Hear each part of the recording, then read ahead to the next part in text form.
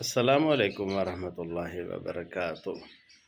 حضرت ابو ہریرہ رضی اللہ تعالی عنہ اس حدیث کے راوی ہیں، اور اس کو روایت کی احمد نے، ابو داؤد نے، ابن ماجہ نے، نسائی نے۔ حضور صلی اللہ علیہ وآلہ وسلم نے ارشاد فرمایا، کوئی شخص آذان دیتا ہے، اللہ کی طرف بلاتا ہے، رسالت کی طرف، نماز کی طرف،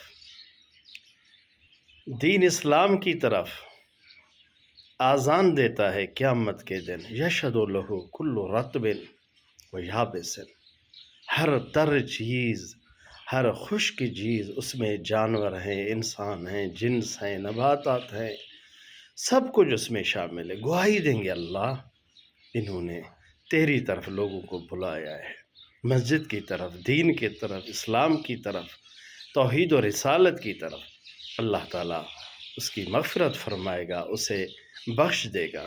میری جان، میرے دوست عزیز، یہ جو عمر ہے چند دنوں کی ہے، اللہ کی طرف بلائیں، تبلیغ کریں، دین اسلام کی طرف بلائیں۔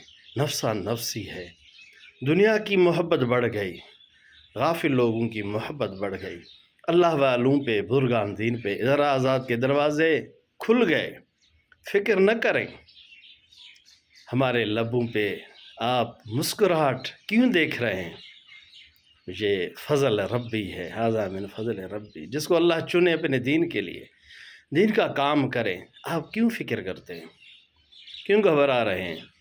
قیامت کے دن آپ وہ خوش نصیب ہیں۔ چلو، اگر آج کوئی تجھے نہیں مانتا، قیامت کے دن یشہد لہ کل رطب و یابس، ہر چیز گواہی دے گی، وہاں پہ ان کو ماننا ہی پڑے گا۔